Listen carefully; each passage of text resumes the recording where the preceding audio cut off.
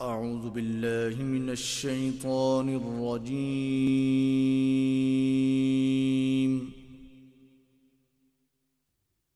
بسم الله الرحمن الرحيم.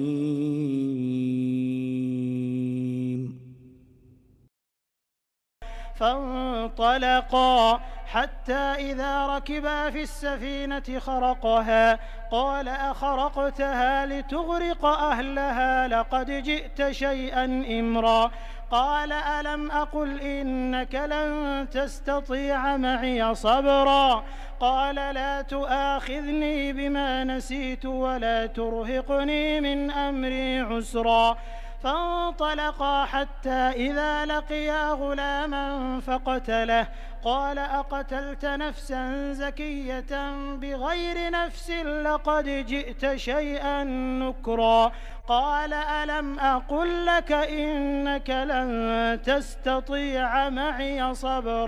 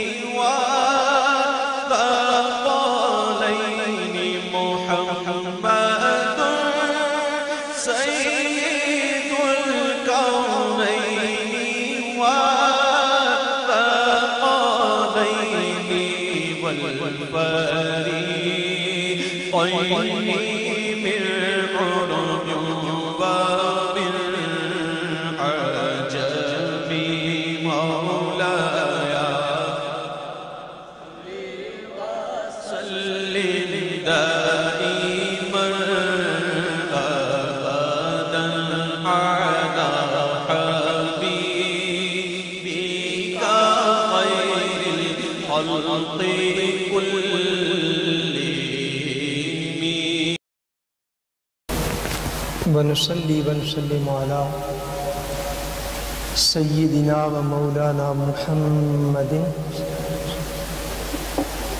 رسوله النبي الأمين المكين الحنين الكريم رؤوف الرحيم. أما بعد، أعوذ بالله من الشيطان الرجيم. بسم الله الرحمن الرحيم. وإذ قال موسى لفتاه لا أبرح حتى أبلغ مجمع البحرين أو أمضي حقبا. صدق الله العظيم. اللهم صل على سيدنا ومولانا محمد وعلى آله وصحبه وبارك وسلم. اللهم صل على سيدنا ومولانا محمد وعلى آله وصحبه وبارك وسلم. الصلاة والسلام عليك يا رسول الله وعلى آلك وأصحابك يا حبيب الله. اللہ تبارک و تعالی وحدہ لا شریک کا بے پایا فضل و کرم اور احسان و انعام ہے کہ جس نے باعث تخلیق کائنات رحمت للعالمین شافع روز جزا حضور سیدنا محمد مصطفیٰ صلی اللہ علیہ وآلہ وسلم کے مبارک وسیلہ سے ہم سب کو دولت ایمان عطا فرمائی. اللہ تبارک و تعالی کما حقہ ہم اس دولت کی قدر کرنے کی توفیق عطا فرمائے. اس کا منہ ادھر تھوڑا سا کروا دیں، اس کو اوپر سے تھوڑا سا پھیر کے اس کا منہ ادھر کر. آج الحمدللہ تعالی جس عنوان پر ہم گفتگو کا آغاز کر رہے ہیں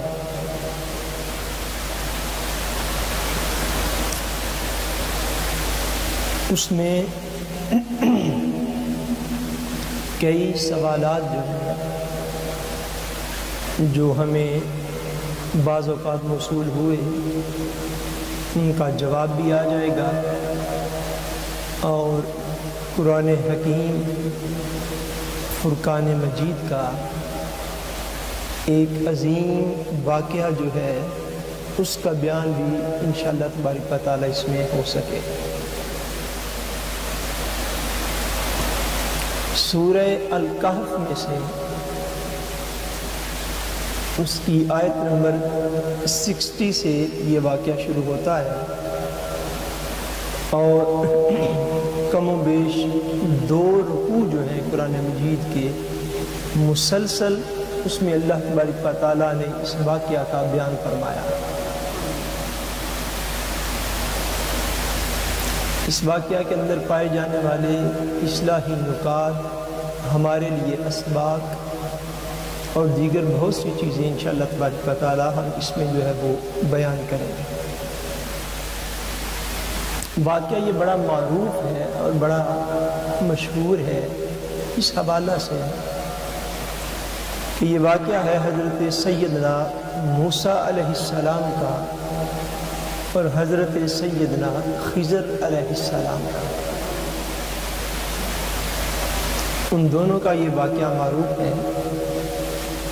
اس کو اللہ تبارک و تعالیٰ وحدہ لا شریک نے بڑی تفصیل کے ساتھ جو ہے اس کا بیان فرمایا۔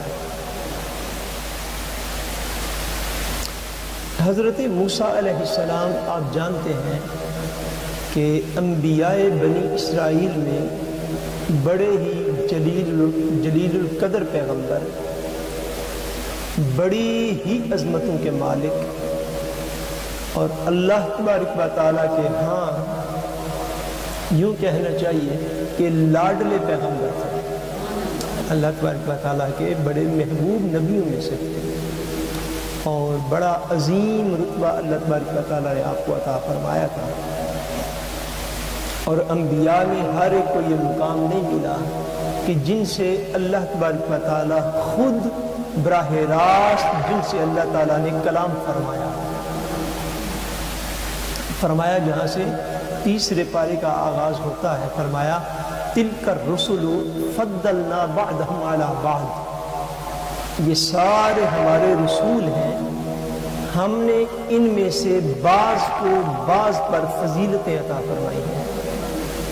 تِلْكَ الرُّسُلُ فَضَّلْنَا بَعْضَهُمْ عَلَى بَعْضٍ مِّنْهُمْ مَنْ كَلَّمَ اللَّهُ، ان میں سے کوئی ایسا بھی تھا کہ جس سے اللہ نے کلام فرمایا تھا۔ وَرَفَعَ بَعْضَهُمْ دَرَجَاتٍ، اور ان میں کوئی ایسا بھی ہے، ایسے بھی ہیں کہ جن کے مرتبے اس سے بھی زیادہ ہم نے بلند کر دیے ہیں۔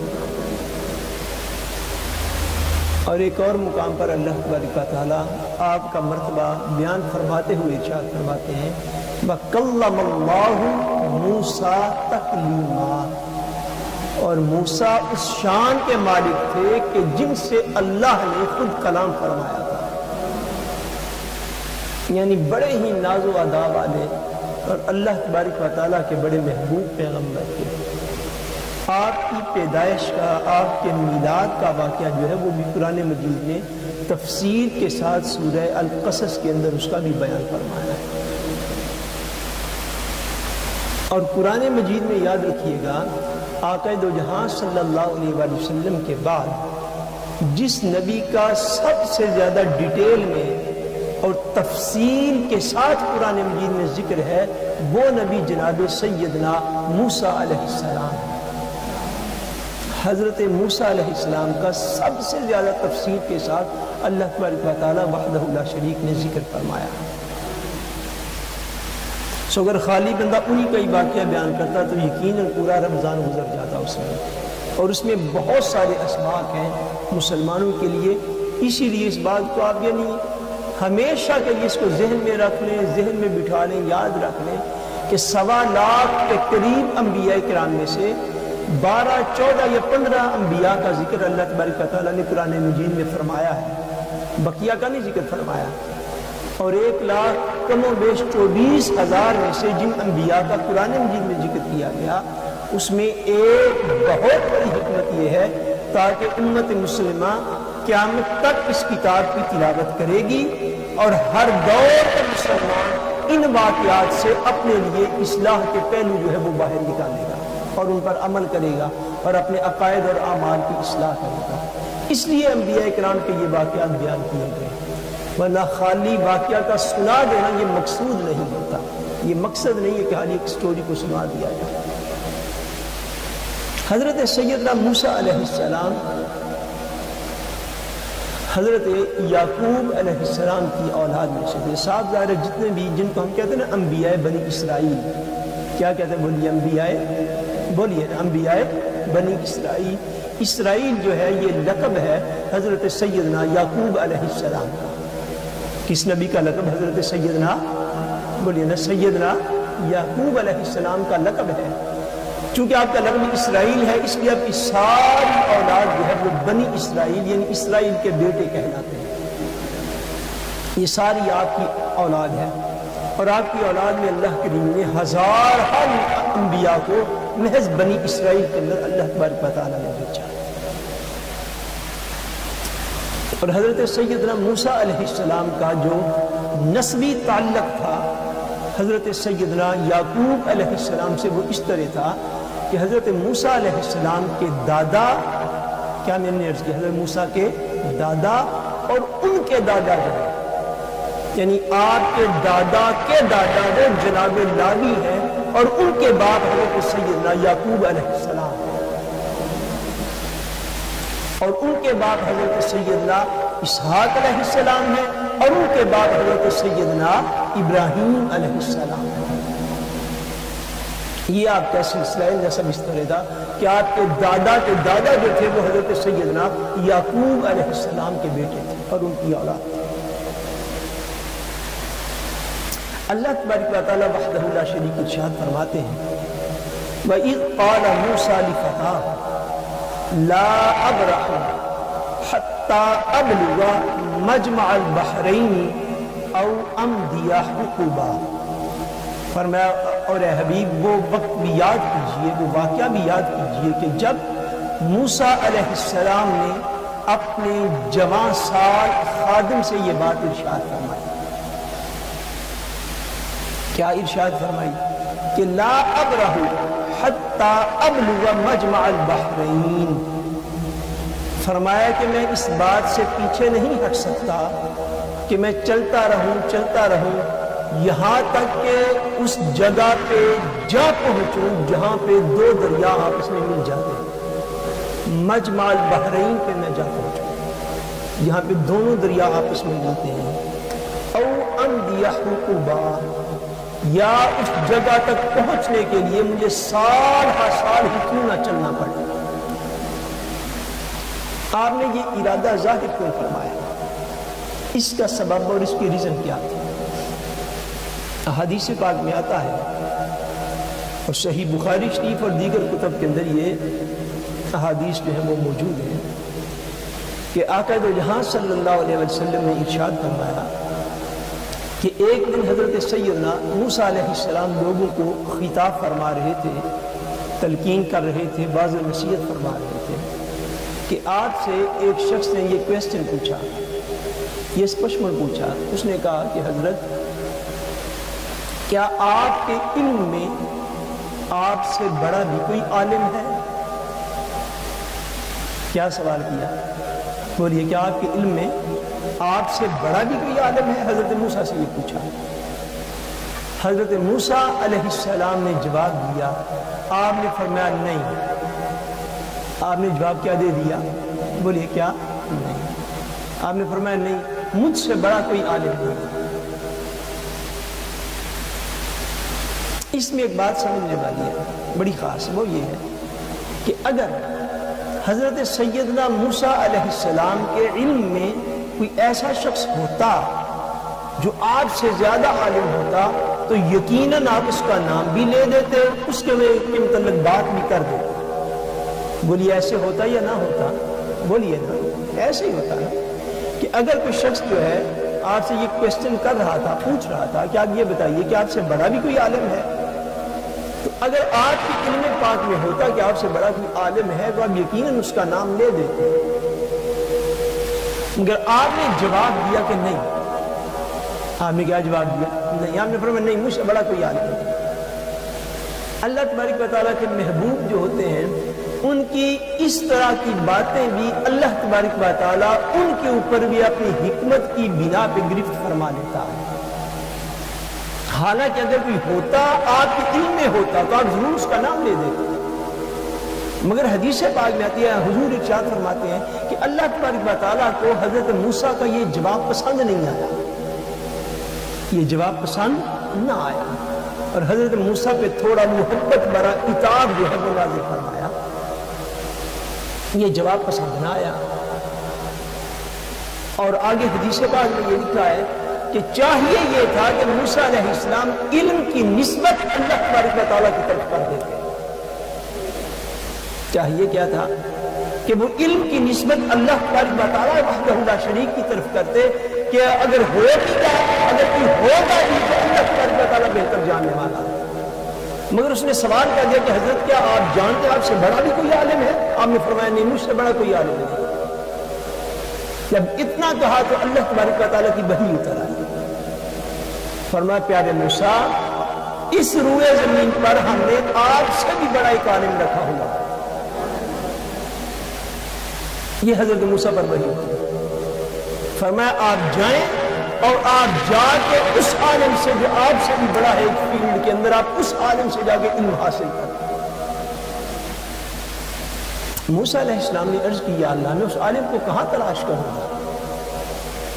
فرمایا وہ عالم جو ہے ہمارا جو خاص بندہ ہے وہ آپ کو اس مقام پر ملے گا جس مقام کو مجمع البحرین کہتے ہیں۔ فرمایا وہ ایسے مقام پر ہوگا جہاں پہ دو دریا آپس میں مل جاتے ہیں،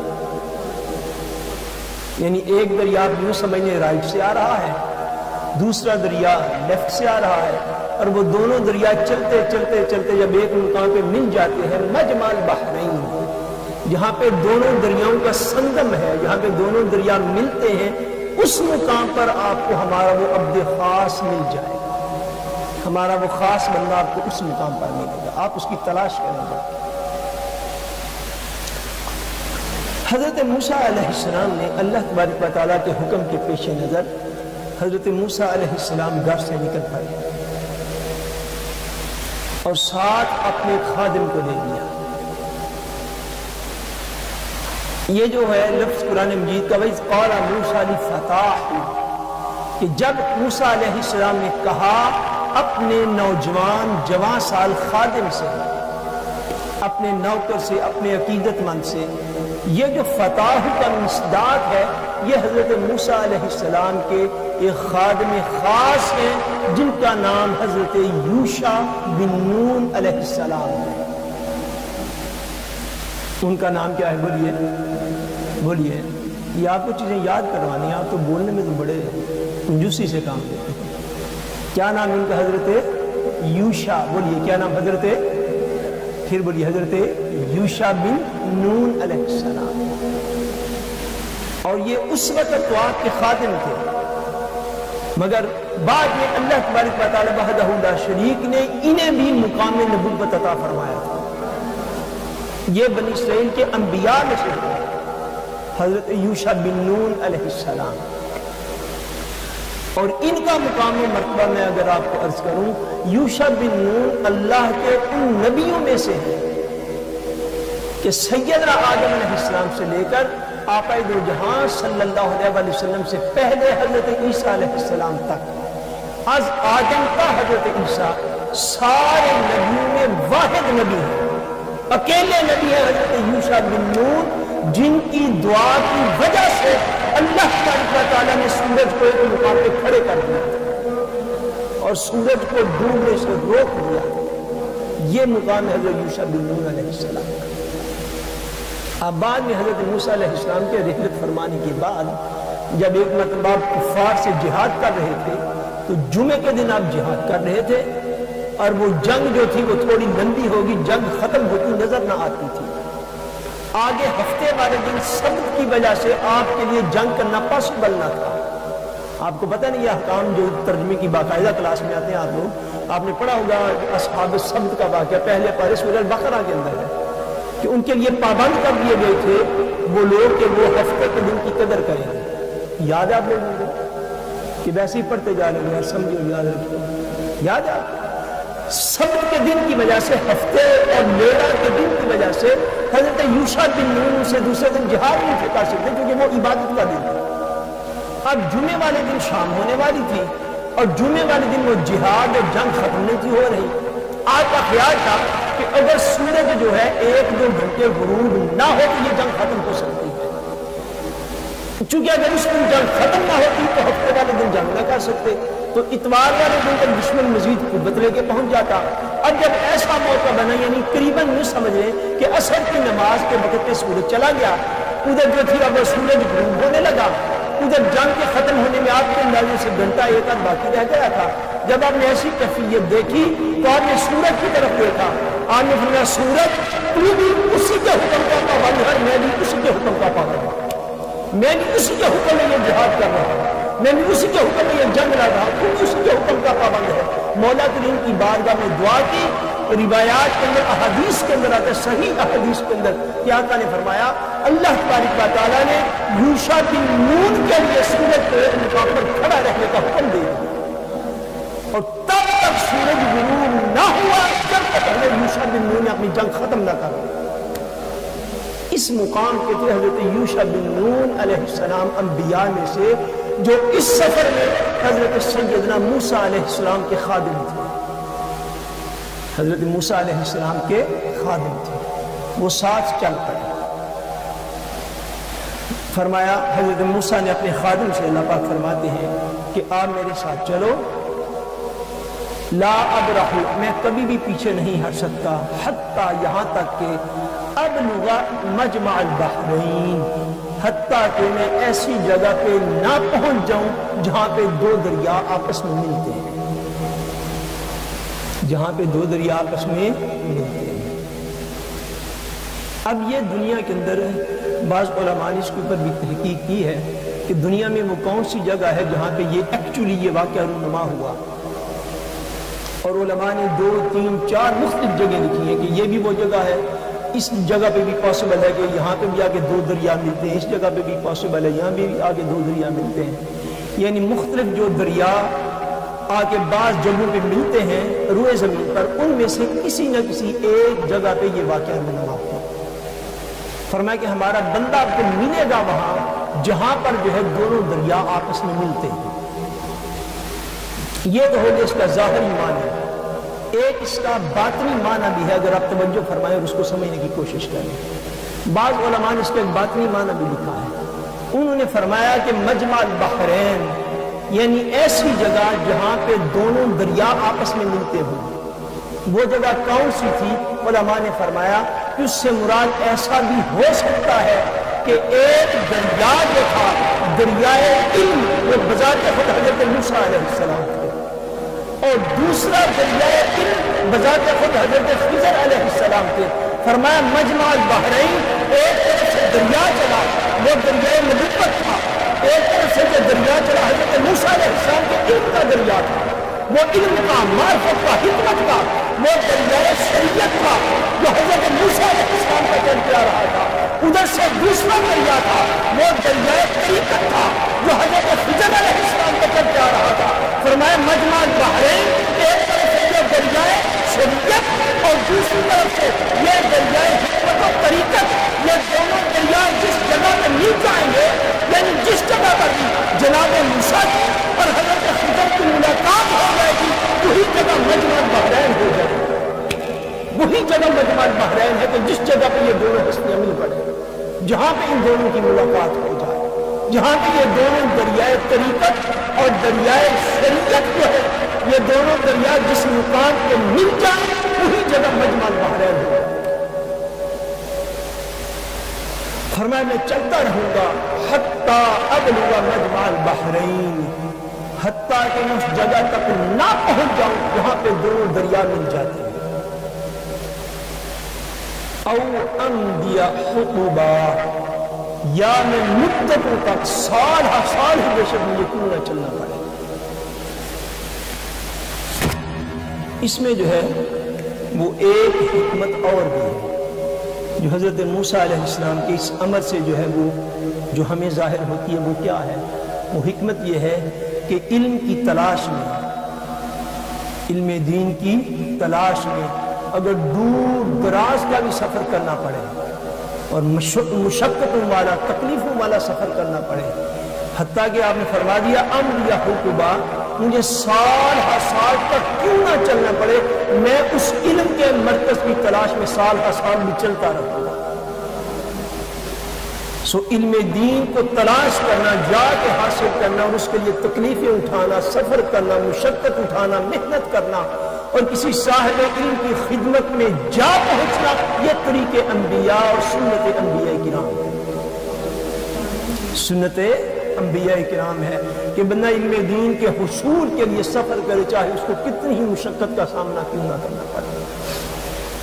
فرمایا بے شک میں مدتوں چلتا رہوں مگر میں اس مقام تک ضرور پہنچوں گا جہاں پہ دونوں دریا آپس میں مل جاتے ہیں۔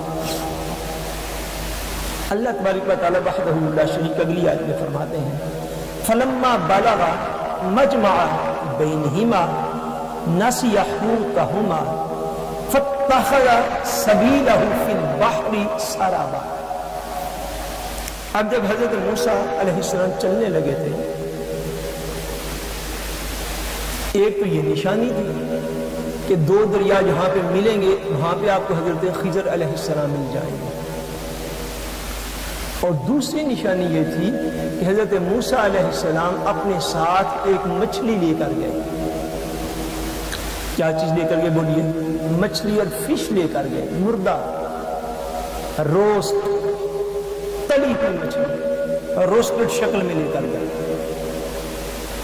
دوسری نشانی انہیں یہ عطا فرمائی گئی کہ موسیٰ علیہ السلام آپ ایک روسٹڈ اور بھونی ہوئی مچھلی کو آپ ساتھ لے لیں، تلی ہوئی مچھلی کو، جس مقام پر یہ مچھلی زندہ ہو جائے اسی مقام پر آپ کو ہمارا خاص بندہ مل جائے گا۔ یہ نشانی تھی۔ اب یہ نشانی پہلی نشانی سے زیادہ حیرت انگیز نشانی ہے۔ پہلی نشانی تو یہ تھی کہ جہاں پہ دونوں دریا ملیں آپ اس طرف سفر کریں، جس جگہ پر دونوں دریا آپس میں مل جاتے ہیں وہاں پہ آپ کو بھی ہمارا بندہ مل جائے گا۔ دوسری نشانی یہ عطا فرمایا کہ آپ ایک مچھلی ساتھ لے لیں اپنے سفر میں، اور علماء مفسرین نے یہاں تک فرمایا کہ وہ مچھلی جو ہے اس میں سے حضرت موسیٰ اور حضرت یوشع بن نون جو ہے وہ دونوں اس مچھلی سے انہوں نے کھایا بھی تھا، یعنی وہ بنی ہوئی تلی ہوئی تھی، روسٹر تھی، ان کے تھیلے کے اندر پاس موجود تھی، اس سے انہوں نے رستے میں کھانا بھی کھایا تھا۔ نشانی یہ تھی کہ آپ نے یہ جو مچھلی ساتھ لے لی ہے یہ مردہ مچھلی زندہ ہو جائے جس جگہ پر، کیا ہو جائے؟ مردہ مچھلی زندہ ہو جائے جس جگہ پر، اس جگہ پہ آپ کو ہمارا خاص بندہ مل جائے گا۔ ایک نقطہ اس مقام پر یہ بھی ہے کہ اللہ تبارک و تعالیٰ کے خاص بندے جو ہوتے ہیں ان کے قرب میں جا کے مردے بھی زندہ ہو جاتے ہیں، یہ ان کا فیض ہوتا ہے، ان کے قرب میں مردے بھی زندہ ہو جاتے ہیں۔ اللہ تعالیٰ مردوں کو بھی زندگی عطا فرماتا ہے۔ اور اس بات کو آپ عقیدے کے طور پر یاد رکھ لیں کہ اولیاء کرام اس لیے نہیں ہوتے کہ وہ شوخ بازیاں دکھائیں یا کرامات دکھانا یہ اولیاء کرام کی شان نہیں ہوتی، ہاں ان سے کرامات ظاہر ہوتی ہیں، ہاں ان سے کرامات ظاہر ہوتی ہیں ان کے وجود سے، مگر ان کو دکھانا یہ ان کی شان نہیں ہوتی۔ مگر قرآن مجید نے کئی مقامات پر اولیاء اللہ کی کرامات کا بیان کیا ہے کہ ان کے وجود کے دم قدم سے، جس سے اس مقام پر فرمایا کہ جہاں پہ آپ کو ہمارا خاص بندہ ملے گا اس مقام پر جو ہے یہ مردہ جو ہے یہ زندگی میں تبدیل ہو جائے گی، یہ مردہ زندہ ہو جائے گا۔ اور اولیاء کرام کا اصل کام اور اصل ڈیوٹی یہ ہے جو ان ظاہری کرامات سے بھی بہت مشکل ہے، وہ یہ ہے اولیاء اللہ کی نشانی سمجھ لو کہ اولیاء کرام کی بارگاہ، صالحین کی بارگاہ میں، متقین کی بارگاہ میں، نیک لوگوں کی بارگاہ میں جب بندہ مردہ دل لے کر آتا ہے ان کی صحبت اس مردہ دل کو زندگی عطا کرتی ہے، مردہ دل زندہ ہو جاتے ہیں۔ کیا میں نے کیا؟ مردہ دل زندہ ہو جاتے ہیں، جن کی زندگی مردوں کی طرح گزر رہی ہے بے عملی کے ساتھ، بدعقیدگی کے ساتھ، جہالت کے ساتھ، فلاشی علمی کے ساتھ، ان کے پاس نہ علم دین، نہ فقہ دین، نہ دین کی سوچ، نہ علم کا شوق، نہ عمل کا شوق، نہ صالحیت کا شوق. اولیاء کی اصل بیوٹی یہ ہوتی ہے اور ان کی صحبت کا اصل فیض یہ ہوتا ہے کہ ان کے پاس بے نماز نماز ہو جاتے ہیں، بے پردہ کے پردے میں ہو جاتے ہیں، جو بے عمل ہوئی وہ عمل کی رات کو پکڑ کرتے ہیں، حتیٰ کہ لوگ دل کے ساتھ آتے ہیں. اللہ اپنے اولیاء کے قدموں کی سجدے سے لوگوں کے مردہ دل کو زندگی عطا فرما دیتا جیسے اس مچھلی مردہ کو زندگی مل گئی تھی. سو اولیاء صالحین کی صحبت کا اصل فیض مردہ دلوں کا زندہ ہونا، مردہ دلوں کا زندہ ہونا ہے کہ وہ لوگ جو اللہ تبارک و تعالیٰ اس کے رسول سے دور کی زندگی گزار رہے ہوتے ہیں وہ اللہ اور اس کے رسول کے قریب ہو جاتے ہیں. اور یہ مردہ دلوں کو زندگی دینا. فلما بلغ مجمع بینہما، جب وہ دونوں ان دریاؤں کے پاس پہنچ گئے جو دونوں دریا ملتے تھے تو کیا ہوا؟ نسیہ حوتہما. ہوا یہ، اب واقعات میں اس طرح ہے تفاسیر کی کتابوں میں، یہ حضرت موسیٰ علیہ السلام اور حضرت یوشع بن نون علیہ السلام دونوں جو ہیں وہ چلتے چلتے دریا کے ایک مقام پہ جا پہنچے. سفر کی تھکاوٹ کی وجہ سے موسیٰ علیہ السلام اور جناب یوشع بن نون علیہ السلام دونوں سو گئے، آرام کرنے لگے، ایک پتھر یا چٹان کے ساتھ ٹیک لگا کے لیٹ گئے تھوڑی دیر. اسی وقت کہیں حضرت یوشع بن نون کی جو آنکھ کھلی، موسیٰ علیہ السلام تو سو رہے تھے تو حیران ہوئے کہ اچانک وہ جو بھنی ہوئی اور روسٹڈ مچھلی تھی، فش جو تھی، وہ ان کے تھیلے سے باہر نکلی. اس نے جمپ لگایا، وہ مردہ جو تھی وہ زندہ ہو گئی اور زندہ ہو کے چھلانگ لگا کے تو دریا کے اندر جو تھی وہ چلی گئی، وہ دریا میں چلی گئی. اب یوشع بن نون علیہ السلام جو خادم ہوتے ہیں وہ انبیاء کے، ان کا یہی طریق ہے جسے میں اگلے دن بھی بتا رہا تھا. یوشع بن نون نے یہ خیال کر کے کہ حضرت موسیٰ تو ابھی سو رہے ہیں تو میں انہیں جگاتا نہیں ہوں، جب یہ اٹھیں گے تو اٹھتے ہی میں ان کو عرض کر دوں گا کہ مچھلی اس مقام پہ زندہ ہو کے چلی گئی. مگر ہوا کیا؟ اللہ تبارک و تعالیٰ وحدہ لا شریک ارشاد فرماتے ہیں کہ مچھلی زندہ ہو گئی، اٹھ کے سمندر میں چلی گئی. الفاظ کے قرآن مجید کے فَاتَّخَذَ سَبِيلَهُ فِي الْبَحْرِ سَرَبًا، وہ سمندر میں ایسے چلی گئی جس طرح کوئی ٹنل سے بن جاتا ہے. یہ قرآن میں جس طرح کیا بن جاتا ہے؟ جب ٹنل کوئی بن جاتی ہے. فرمایا وہ زندہ ہو کے سمندر اور دریا کے اندر چلی گئی اور اس کے جانے کا رستہ بھی دکھائی دے رہا تھا. یوں لگتا تھا جیسے دریا کے اندر کوئی سلونگ اور ٹنل سے بن گئی، جہاں مچھلی چل کے گئی. وہ رستہ نظر آتا تھا یہاں سے مچھلی گئی ہے، کیونکہ مفسرین نے فرمایا جب وہ مچھلی زندہ ہو کے دریا میں جانے لگی، جس طرف سے گزر کے گئی تھی اللہ کریم نے دونوں طرف کے پانی کو روک لیا تھا. اس جگہ پہ دریا کا پانی دونوں طرف سے ادھر کا ادھر رک گیا، دوسرے کا دوسری سائڈ پہ رک گیا. وہ یوں نظر آتا تھا جیسے کوئی ٹنل سی بن گئی ہو اور مچھلی اس کے اندر رکھی تو دریا کے اندر چلی گئی. حضرت یوشع بن نون نے یہ سارا منظر دیکھا. منظر جو دیکھا مگر یہ خیال کیا کہ جناب موسیٰ علیہ السلام سو رہے ہیں، ابھی اٹھیں گے تو میں انہیں دوبارہ سے یہ بات بتا دوں گا. مگر جب حضرت موسیٰ علیہ السلام اٹھے تو کیا ہوا؟ قرآن مجید میں اللہ کریم ارشاد فرماتے ہیں نسیہ حوتہما، تو وہ مچھلی کا ذکر کرنا بھول گئے. حضرت یوشع بن نون حضرت موسیٰ سے مچھلی کا ذکر کرنا بھول گئے اور حضرت موسیٰ ان سے مچھلی کے متعلق کوئی خاص بات پوچھنا بھول گئے. وہ دونوں بھول کے نسیہ تسنیہ کا صیغہ فرمایا وہ بھول گئے. فلما جاوزا قال لفتاه آتنا غداءنا، وہاں سے اٹھے اور سفر آگے شروع فرما دیا. بعض مفسرین کہتے ہیں کہ اتنا سفر آگے کیا کہ ایک دن رات گزر گئی. اتنا سفر آگے دریا کے کنارے کنارے جاتے رہے کہ ابھی وہ مقام آتا ہے.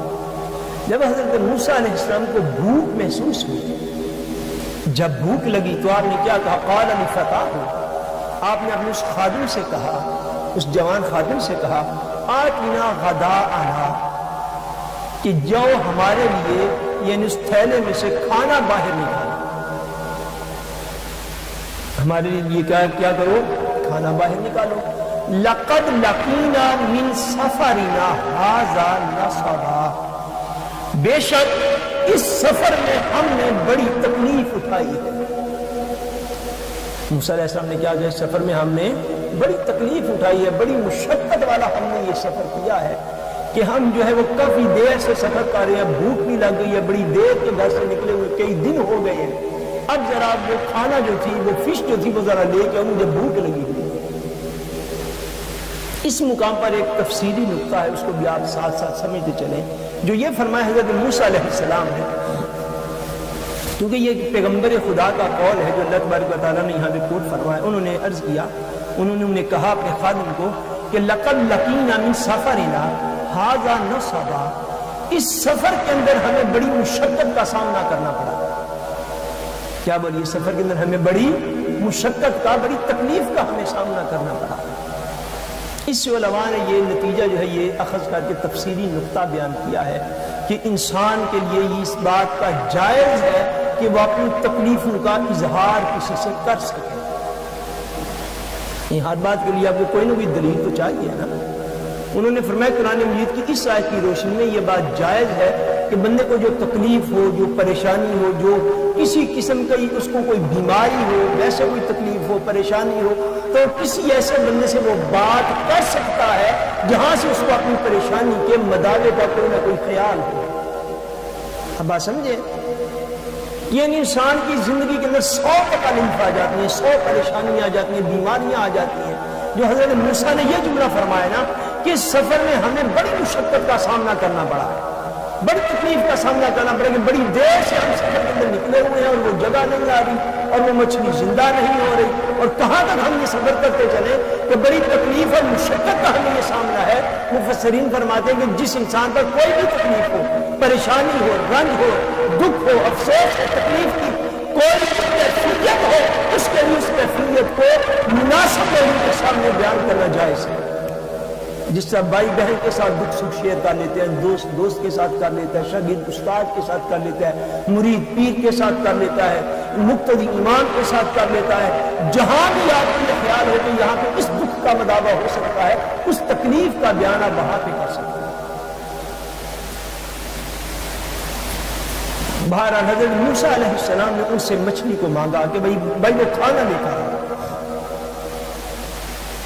جب آپ نے کھانا مانگا تو پھر کیا ہوا؟ اللہ کے مجھے فرمایا قال ارأیت اذ ابینا الی الصخرۃ فانی نسیت الحوت. جو آپ کے خادم تھے یوشع بن نون، انہوں نے عرض کیا کہ وہ میں تو بھول گیا. کیا عرض کیا؟ میں تو بھول گیا. اذ ابینا الی الصخرۃ، وہ جو پیچھے ہم چٹان کے پاس کھڑے ہوئے تھے، وہ جو پیچھے ہم پتھر اور چٹان کے پاس رکے تھے اور ہم نے آرام کیا تھا، وہیں پر تو مچھلی زندہ ہو گئی تھی. فَإِنِّي نَسِيتُ الْحُوتَ، مگر میں وہاں پہ آپ کو یہ بات بتانی مچھلی کی بھول گیا. وَمَا أَنسَيْنَاهُ إِلَّا الشَّيْطَانَ أَنْ أَذْكُرَهُ، اور اس بات کو کسی نے مجھے نہیں بلوایا مگر شیطان کی وسوسہ اندازی نے مجھے یہ بات آپ کو بتانے نہیں دی. وہ شیطانی وسوسہ تھا. حضرت یوشع بن نون نے کہا کہ شیطان نے اس طرح کا وسوسہ اندازی کی کہ میں بات کو بھول گیا، وما انسانی الا الشیطان ان اذکرہ، کہ میں اس کا ذکر کرتا آپ سے شیطان نے مجھے بھلا دیا تھا. مگر بات کیا ہوئی؟ واتخذ سبیلہ فی البحر عجبا، وہ کہتے ہیں میں نے تو خود دیکھا تھا کہ وہ مچھلی سمندر کے اندر بڑے عجیب طریقے سے رستہ بناتے ہوئے داخل ہو گئی تھی. آپ اندازہ فرمائیں جس کو اللہ تبارک و تعالیٰ بھی عجبا کہہ رہے ہیں، وہ کتنا عجیب معجزہ ہوگا. وہ مچھلی سمندر کے راستے دریا میں چلی گئی. مچھلی عجبا، بڑے ہی عجیب طریقے کے ساتھ. معجزات ہمیشہ عجیب ہوتے ہیں، اس لیے معجزہ کی تعریف یہ کرتے ہیں کہ معجزہ ایسی چیز ہوتی ہے جو عقل انسانی کو عاجز کر دے. جو عقل انسانی کو عاجز کر دے، عقل اس کی توجہ نہیں کر سکتی۔ بھائی مردہ مچھلی زندہ کیسے ہو گئی؟ عقل انسانی پہ سوال ہے کہ بھائی مردہ زندہ کیسے ہوا؟ فرمایا ایسے زندہ ہوا وَاتَّخَذَ سَبِيلَهُ فِي الْبَحْرِ عَجَبًا، فرمایا بڑے ہی عجیب غریب طریقے کے ساتھ میں نے اس کو زندہ ہوتے ہوئے دیکھا، سمندر کی طرف، دریا کی طرف جاتے ہوئے دیکھا۔ حضرت موسیٰ علیہ السلام کہتے ہیں قَالَ ذَلِكَ مَا كُنَّا نَبْغِ فَارْتَدَّ عَلَىٰ آثَارِهِمَا قَصَصًا۔ حضرت موسیٰ علیہ السلام کہتے ہیں بھائی یہی تو وہ مقام تھا جس کی ہم تلاش کر رہے تھے، کہ ہم تو اسی مقام کی تلاش میں نکلے تھے کہ جہاں پہ دو دریا بھی مل جائے اور مردہ مچھلی بھی زندہ ہو جائے۔ قَالَ ذَلِكَ مَا كُنَّا نَبْغِ، ہم تو اسی جگہ کی تلاش میں تھے کہ وہ مقام کہاں پہ ہوگا۔ اللہ کے لیے فرماتے پھر کیا ہوا؟ فَارْتَدَّ عَلَىٰ آثَارِهِمَا قَصَصًا، پھر وہ اپنے ہی قدموں کے نشان دیکھ کر اسی جگہ پر واپس آ گئے۔ یعنی چلتے چلتے چلتے کافی دور چلے گئے تھے۔ پھر جب حضرت یوشع بن نون نے کہا کہ حضور اس چٹان کے قریب جہاں ہم بیٹھے تھے تو وہاں پہ تو مچھلی زندہ ہو گئی تھی، اللہ کے لیے فرماتے عَلَىٰ آثَارِهِمَا قَصَصًا، کہ وہ اپنے ہی قدموں کے نشانوں کو دیکھتے دیکھتے اسی جگہ پر آ پہنچے جہاں پہ مچھلی جو تھی وہ زندہ ہوئی تھی۔ جب اس مقام پر آ پہنچے تو کیا ہوا؟ مولا کریم فرماتے ہیں فَوَجَدَ عَبْدًا مِّنْ عِبَادِنَا، وہاں پہ انہوں نے ہمارے بندے میں سے خاص بندے کو پا لیا۔ کیسے بندے کو؟ آتَيْنَاهُ رَحْمَةً مِّنْ عِندِنَا، جس کو ہم نے اپنی طرف سے رحمت عطا کی تھی، وَعَلَّمْنَاهُ مِن لَّدُنَّا عِلْمًا، اور جس کو ہم نے اپنی بات سے علم لدنی عطا فرمایا۔ ایسا شخص ہم نے وہاں پہ ان کو ملاقات کروائی۔ عَلَّمْنَاهُ مِن لَّدُنَّا عِلْمًا، ایسا شخص ہم نے حضرت موسیٰ سے ملاقات کی وہاں پہ موجود تھا کہ جس شخص کو ہم نے علم لدنی کی نعمت عطا فرمائی تھی۔ رحمت من عندنا، اپنی طرف سے ہم نے رحمت کی برسات کر دی تھی اس بندے کے اوپر۔ وعلمناہ، اور ہم نے اسے سکھا دیا تھا من لدنا علما، ایسا علم جو بڑا خاص علم ہماری طرف سے تھا۔ اس مقام پر حضرت سیدنا موسیٰ علیہ السلام کو جناب سیدنا خضر علیہ السلام ملے، وہ جو علم لدنی کا پیکر تھے، اور اللہ تبارک و تعالیٰ فرماتے جن پر ہم نے اپنی خاص رحمتیں نازل فرمائی تھی، ان کا کیا نام تھا؟ حضرت خضر علیہ السلام۔ علماء نے فرمایا ہے کہ خضر کے لفظ کو آپ تین طریقے سے پڑھ سکتے ہیں۔ آپ اس کو خضر بھی پڑھ سکتے ہیں، آپ اس کو خضر بھی پڑھ سکتے ہیں، اور آپ اس کو خضر بھی پڑھ سکتے ہیں۔ یہ تین طریقوں سے یہ لفظ پڑھا جاتا ہے، مگر جنرلی طور پر خضر جو ہے وہ آپ کا نام ہے وہ لیا گیا ہے کہ حضرت خضر علیہ السلام وہاں پر جو تھے وہ تشریف فرما تھے۔ مفسرین فرماتے ہیں کہ آپ اپنی چادر اوڑھے، وائٹ کلر کی آپ کے پاس چادر تھی، آپ وائٹ کلر کی چادر اوڑھے وہاں پہ لیٹے ہوئے تھے۔ حضرت موسیٰ علیہ السلام واپس تشریف لائے اور آتے ہی انہیں سلام عرض کیا۔ کیا عرض کیا؟ بولیے کیا عرض کیا؟ انہیں السلام علیکم کہا۔ تو اس کا جواب جو حضرت خضر نے دیا وہ بھی بعض روایات میں لکھا ہے کہ حضرت خضر نے کہا کیا اس زمین پر کہیں کوئی سلامتی موجود ہے جو کہ ہم پر سلام کہہ رہا ہے؟ یہ زمین کے حال آپ نے بیان کیا، اور اس زمین پر کہیں کوئی سلامتی موجود ہے جو ہمیں کوئی سلام کہہ رہا ہے؟ اتنی بات کیا کہ ہم نے چادر کو اپنے اوپر سے ہٹایا، اٹھے۔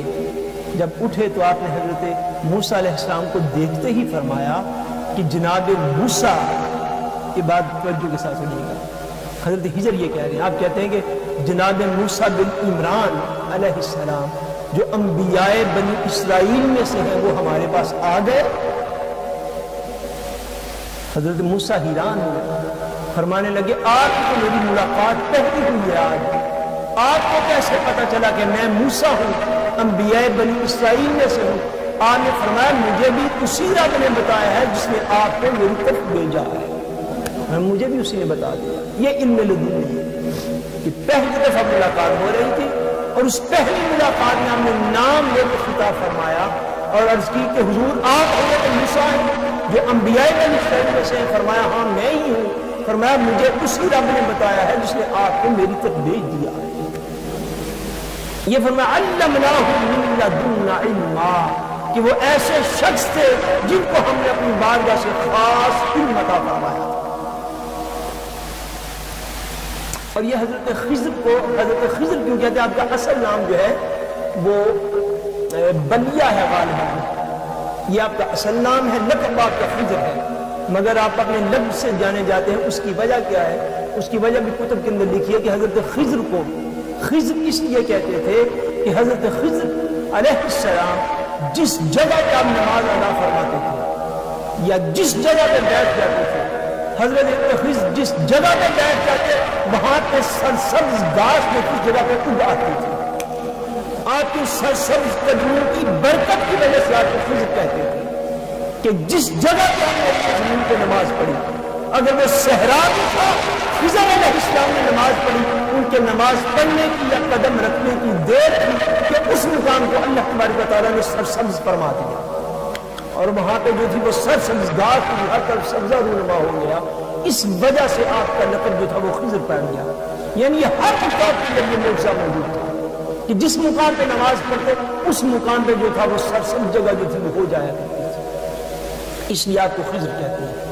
آپ کو بقیہ احوال اور یہ بقیہ واقعہ جو ہے انشاءاللہ تبارک و تعالیٰ اس کا بیان جاری رہے گا۔ اللہ تبارک و تعالیٰ ہم سب کا خاتمہ بالایمان فرمائے۔ وما علینا الا البلاغ المبین۔